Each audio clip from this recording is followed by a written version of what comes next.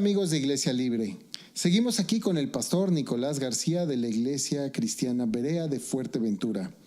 Querido pastor, en su conocimiento, ¿de dónde surge el catolicismo? El catolicismo surge en el siglo V, ¿no? Aunque ya en el siglo IV el emperador romano intenta fusionar el poder político con el poder religioso, la mayor parte del movimiento cristiano se niega, pero en el siglo V, a base de presiones y demás, pues se instituye lo que es el papado, ¿no? La institución papal, y a partir de ahí se da origen a lo que la Iglesia de Roma llama el magisterio de la Iglesia, ¿no? Es decir, ellos interpretan que son los únicos autorizados para interpretar lo que dice la Biblia, cuando en realidad la Biblia es la única autorizada para decir qué es lo que la Iglesia debe decir. Por tanto, es un desvío de la verdad. La Iglesia Católica es una secta muy grande, pero es una secta, porque mezcla la verdad con parte de mentira, con parte que no son verdad. Por tanto, eso es el catolicismo romano. Aunque le pese a mucha gente, esta es la realidad, ¿no?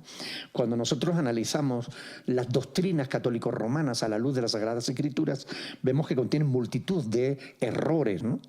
Ya desde entrada, desde el fundamento de la institución papal, que no tiene fundamento bíblico, ¿no? Ni Pedro fue jamás papa, ni ninguno de los demás apóstoles lo reconocieron como tal, ¿no? Entonces, lo único que hacen es tomar algunos textos fuera de contexto como pretexto para imponer su voluntad, ¿no? Eso es, la Iglesia Católica es eso, es una gran secta que en el siglo V se separa de la verdad. Nosotros, mucha gente que nos podemos dar cuenta de las diferencias que hay entre una Biblia, una Reina Valera 1960 o una Biblia católica, sobre todo porque incluye libros que la Reina Valera no contiene. ¿Por qué están incluidos estos libros y de dónde surgen? Bueno, en realidad estos libros llamados deuterocanónicos, fuera del canon, o apócrifos, es decir, que carecen de la inspiración divina, los incluye la Iglesia Católica a sabienda que no son inspirados, porque ellos dicen que sirven un poco para estudiar el contexto histórico, ¿no? No es verdad. La verdad es que la mayor parte de las falsas doctrinas que la Iglesia Católica enseña están basadas en esos libros apócrifos, en esos libros deuterocanónicos. Por ejemplo, se dice que dando limosna tú puedes ganarte el cielo, ¿no? Eso sale de los libros apócrifos, no sale de la palabra de Dios, ¿no? La palabra de Dios dice claramente que no es por obra, para que nadie se gloríe, ¿no? La salvación es por medio de la fe en la obra de Cristo, no en nuestras obras, ¿no? Por tanto, ellos incluyen esos libros porque les convienen, porque le da pie o le da fundamento a lo que ellos creen que no es la verdad que está escrita en las Sagradas Escrituras, ¿no? La gran diferencia entre la Reina Valera y las Biblias católicas es justamente el mezclar la palabra de Dios con palabras humanas, ¿no? Te pongo un caso, por ejemplo, ¿no? Cuando nosotros tomamos un libro inspirado por Dios, dice, los profetas que hablaban en nombre de Dios, dice, así dice el Señor, ¿no? O como está escrito. Tú tomas un libro apócrifo, Paralipómenos, Macabeos, Sabiduría, Eclesiástico, etcétera, y dice, bueno, yo escribí lo que bien me pareció, si en algo me he equivocado, que Dios me lo perdone. Pues es evidente que eso no tiene el sello de la inspiración de Dios, ¿no? Por tanto, no debería estar mezclado con la palabra de Dios, porque es palabra de hombre, ¿no? Pastor, en muchas ocasiones yo me he dado cuenta que a pesar de que mucha gente profesa la fe católica, también ellos creen en Jesús. En muchas ocasiones yo los he podido identificar como hermanos en Cristo, ya que se preparan y leen las Escrituras. Si bien pueden llegar a tener ciertas doctrinas que la fe católica les da, ellos están preparados en Cristo y saben la verdad.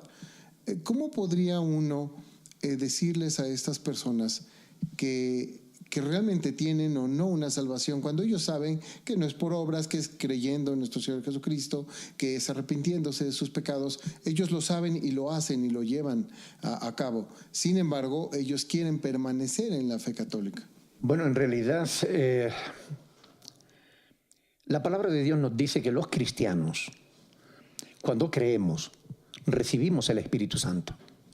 Juan 7, del 37 al 39, lo dice claramente, ¿no? 1 Corintios 3, 16, 6, 19, dice que somos templos del Espíritu de Dios, ¿no? Una de las tareas que el Espíritu Santo realiza en la vida del cristiano es la de guiarnos a toda la verdad, porque Él es el Espíritu de verdad. Pablo dice en Romanos 8:14 que estos son los hijos de Dios, los que son guiados por el Espíritu de Dios, ¿no? Yo tengo que disentir, yo tengo que decir que puede haber gente sincera dentro del catolicismo, pero hay que reconocer que están sinceramente equivocados. Es decir, si son católicos romanos, si dependen del papado, si dependen de Roma, están en el error, no conocen la verdad. Y si son sinceros, tarde o temprano el Espíritu Santo los sacará de ahí, porque el Espíritu Santo no te deja en el error. Por tanto, es importante entender que la Iglesia Católica es una secta, como lo es los Testigos de Jehová, o como lo son los mormones, o como lo son cualquier otro grupo religioso. Es una secta que tiene partes de verdad, pero tiene muchas partes de mentira. Y todos somos llamados a seguir la verdad. Pablo dice en Efesios 4:15, seguid la verdad en amor, seguir la verdad. No podemos seguir en el error. Si yo conozco la verdad, no puedo estar en el error, no puedo permanecer en el error, porque ¿qué comunión tiene la luz con las tinieblas? Por eso en 2 Corintios capítulo 6, versos del 14 al 18, se nos dice, salid de ahí, pueblo mío. A pesar de las múltiples errores que ha cometido la Iglesia Católica, dijéramos la Inquisición, muchas persecuciones que hubo, han muerto muchos cristianos creyentes en Jesucristo por mano de la Iglesia Católica. Tenemos el caso de los Borgia, por ejemplo, que hicieron un mugrero, ¿no?, de su fe. Tristemente, ¿por qué la gente sigue apegada a esas que más que religión es una tradición? ¿Por qué la gente sigue apegada? Bueno, la palabra de Dios en Marcos capítulo 7 nos relata el encuentro de Cristo con los sacerdotes de su tiempo. Y Jesús les echa en cara realmente que ellos con sus tradiciones estén invalidando los mandamientos de Dios. Y les llama hipócritas y sepulcro blanqueado y cosas peores. Es decir, ¿por qué la gente sigue las tradiciones? Pues porque no se preocupa de investigar qué parte de sus tradiciones son verdad y qué parte no lo son. Cuando nosotros nacemos en una familia, sea la que sea, nosotros venimos ya con una mochila atrás de educacional, de tradiciones, de costumbres, bueno, esa mochila tenemos que abrirla. Cuando somos adultos tenemos que abrir esa mochila y ver qué parte de lo que contiene es correcto y qué no. Por ejemplo, a nosotros nos dijeron de pequeñito que los niños venían de París. Ahora ya nosotros sabemos que eso no es así, ¿verdad? Pues Pablo dice, cuando yo era niño, pensaba como niño, juzgaba como niño, actuaba como niño, pero cuando fui hombre, dejé lo que era de niño. Yo creo que todos los cristianos somos llamados a dejar de ser niños. Somos llamados a analizar lo que creemos, por qué lo creemos y qué fundamento tiene lo que creemos. No somos llamados a permanecer simplemente en la religión que hemos nacido, ¿no? Mi mamá me decía, cariño, yo cuando yo le hablaba de las cosas del Señor y que debía tener una relación personal con Dios, ella decía, yo tengo mi relación con Dios, pero a mi manera, ¿no? Y yo le insistía, pero mamá, debes conocer la Escritura.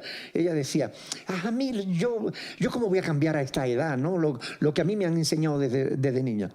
Bueno, nunca es tarde si el cambio es para bien, ¿no? Por tanto, yo invito a todas las personas que nos ven y si son católicos, no se sientan ofendidos porque le digamos que están en una secta. Es que es la verdad.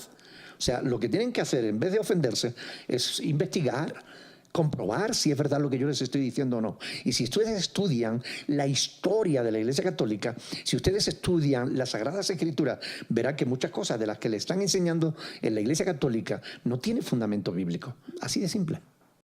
Igual que en España, en México, la fe católica entró por la fuerza.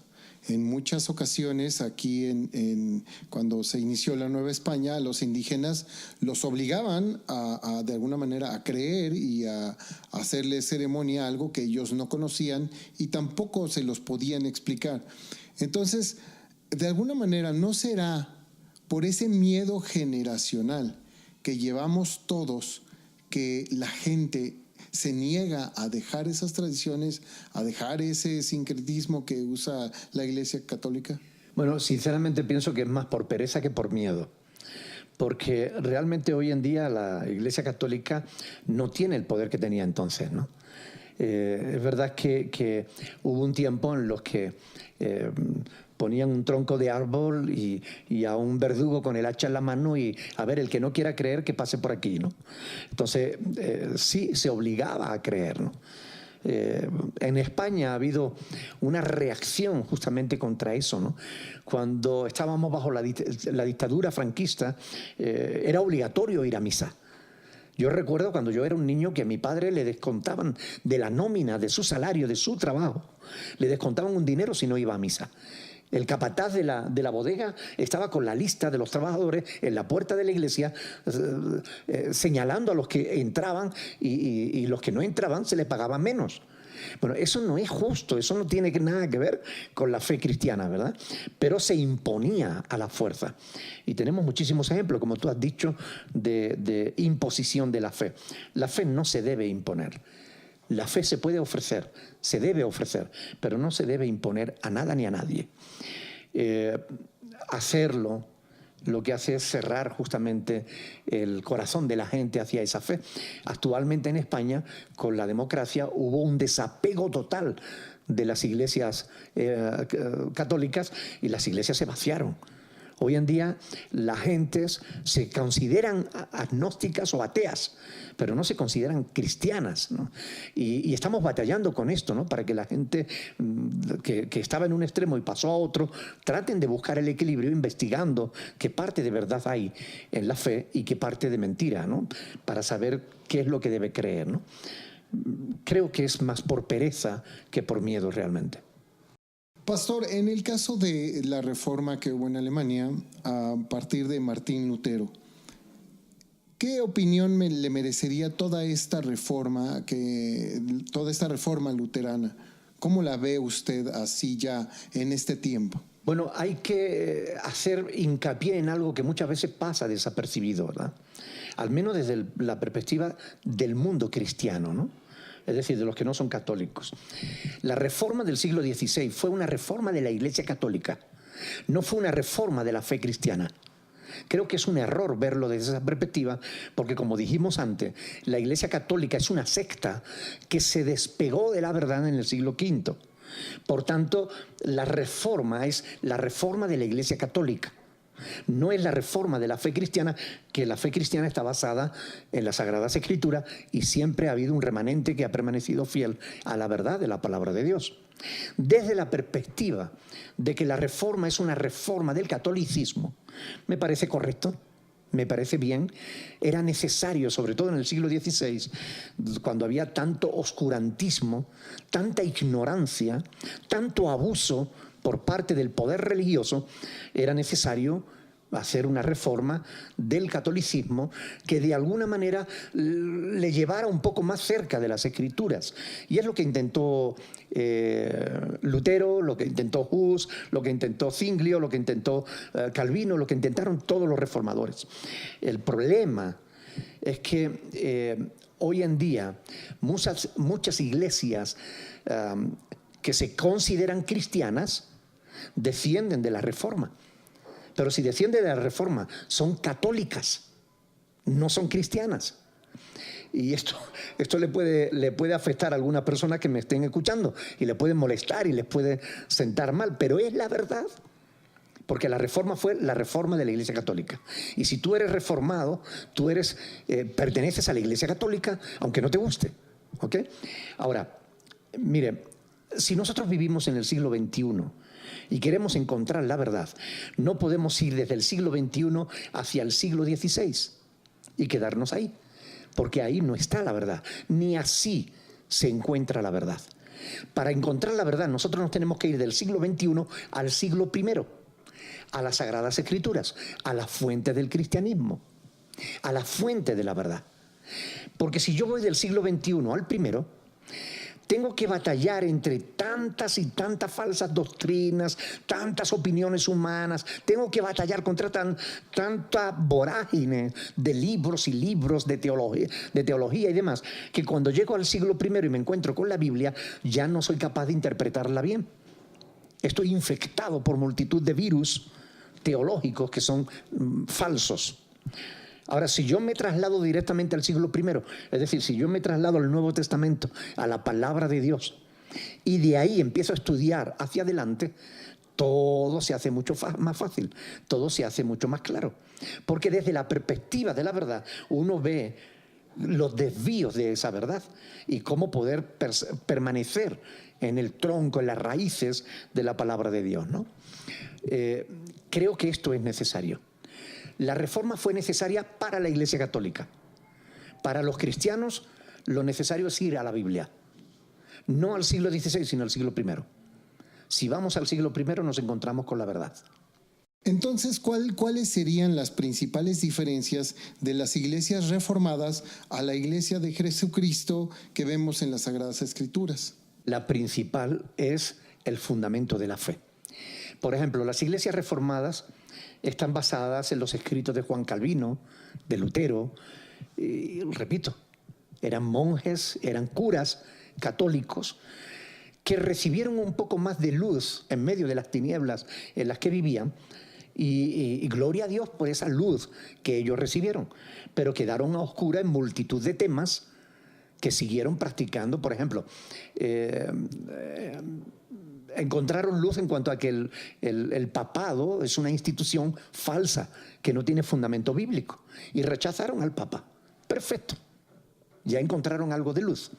Encontraron algo de luz en que el celibato de los sacerdotes, es decir, el que los sacerdotes no se puedan casar, es una doctrina falsa. Es más, 1 de Timoteo capítulo 4 dice que en los primeros 5 versículos dice que es una doctrina de demonios. Y cuando nosotros analizamos los resultados, porque dice ahí que algunos apostatarán de la fe, escuchando espíritus engañadores, doctrinas de demonio, por la hipocresía de mentirosos que, teniendo endurecida la conciencia, prohibirán casarse y mandarán abstenerse de alimentos que Dios creó para que con acción de gracia participasen de ellos los creyentes y los que han conocido la verdad, ¿no? Por tanto, la prohibición de casarse es una doctrina de demonios. Prueba de ello es los resultados que han dado. Multitud de niños violados en las instituciones católicas, multitud de personas sufriendo en las instituciones católicas, porque se exigía que hombres que estaban, y mujeres que estaban supuestamente sirviendo a Dios, no pudieran tener su propia familia. Esa doctrina fue una reacción a la corrupción que hubo en el siglo XI en el Vaticano. En el siglo XI el Vaticano era una casa de prostitución.